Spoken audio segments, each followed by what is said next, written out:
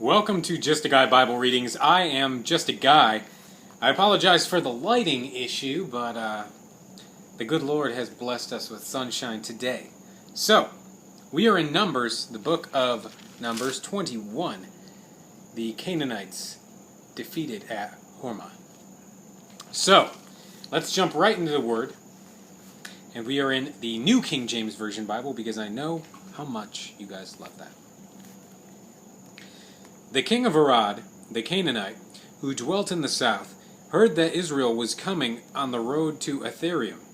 Then he fought against Israel, and took some of them prisoners. So Israel made a vow to the Lord, and said, "If you will indeed deliver this people into my hands, then I will utterly destroy their cities." And the Lord listened to the voice of Israel, and delivered up the Canaanites, and they utterly destroyed them and their cities. So the name of that place was called Hormah. Then they journeyed from Mount Hor by the way of the Red Sea to go around the land of Edom. And the soul of the people became very discouraged on the way. And the people spoke against God and against Moses. "Why have you brought us up out of Egypt to die in the wilderness? For there is no food and no water, and our soul loathes this worthless bread." So the Lord sent fiery serpents among the people, and they bit the people, and many of the people of Israel died. Therefore the people came to Moses and said, "We have sinned, for we have spoken against the Lord and against you. Pray that the Lord, that he take away the serpents from us." So Moses prayed for the people. Then the Lord said to Moses, "Make a fiery serpent, and set it on a pole. And it shall be that everyone who is bitten, when he looks at it, shall live." So Moses made a bronze serpent and put it on a pole. And so it was, if a serpent had bitten anyone, when he looked at the bronze serpent, he lived. Now the children of Israel moved on and camped in Oboth. And they journeyed from Oboth and camped in Ijai-Abarim, in the wilderness which is east of Moab, toward the sunrise. From there they moved and camped in the valley of Zered. From there they moved and camped on the other side of the Arnon, which is in the wilderness that extends from the border of the Amorites, for the Arnon is the border of Moab, between Moab and the Amorites. Therefore it is said that the book of the wars of the Lord, Weheb in Sabha, the brooks of the Arnon.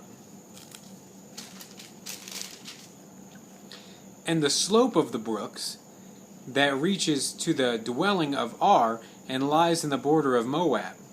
From there they went to Beer, which is the well where the Lord said to Moses, "Gather the people together, and I will give them water." Then Israel sang this song: "Spring up, O well, and of you sing to it. The well the leaders sank, dug by the nation's nobles, by the lawgiver with their staves." And from the wilderness they went to Mattanah, from Mattanah to Nathanael, from Nathanael to Bomoth, and from Bomoth in the valley that is the country of Moab, to the top of Pisgah, which looks down on the wasteland. Then Israel sent messengers to Sihon, king of the Amorites, saying, "Let me pass through your land. We will not turn aside into fields or vineyards. We will not drink water from wells. We will go by the king's highway until we have passed through your territory." But Sihon would not allow Israel to pass through his territory. So Sihon gathered all his people together and went out against Israel in the wilderness, and came to Jahaz and fought against Israel. Then Israel defeated him with the edge of the sword, and took possession of his land from the Arnon to the Jabbok, as far as the people of Ammon, for the border of the people of Ammon was fortified. So Israel took all these cities, and Israel dwelt in all the cities of the Amorites, in Heshbon, and in all its villages. For Heshbon was the city of Sihon, king of the Amorites, who had fought against the former king of Moab, and had taken all his land and his hand as far as the Arnon. Therefore, those who speak in Proverbs say, Come to Heshbon, let it be built. Let the city of Sihon be repaired. For fire went out from Heshbon, a flame from the city of Sihon. It consumed Ar and Moab. The Lord of the heights of the Arnon, woe to you, Moab! You have perished, O people of Chemosh. He has given his sons as fugitives, and his daughters into captivity, to Sihon, king of the Amorites. But we have shot at them. Heshbon has perished as far as Dibon, and we laid waste as far as Naphah, which reaches to Medaba. Thus Israel dwelt in the land of the Amorites. Then Moses sent to spy on Jazer, and they took the villagers and drove out the Amorites who were there. And they turned and went up by the way of Bashan. So Og, king of Bashan, went out against them, and he and all his people to battle at Edrei. Then the Lord said to Moses, Do not fear him, for I have delivered him into your hand, with all his people and his land, and you shall do to him as you did to Sihon, king of the Amorites, who dwelt in Heshbon. So they defeated him, his sons and all of his people, until there was no survival left to him. And they took possession of his land.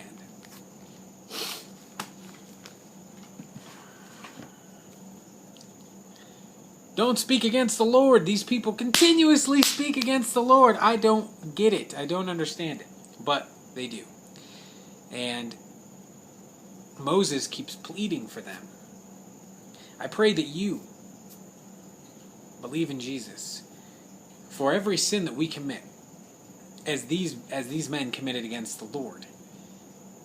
Jesus is there with the Lord right now, speaking for us, as Moses did for the people. No, don't kill them, save them.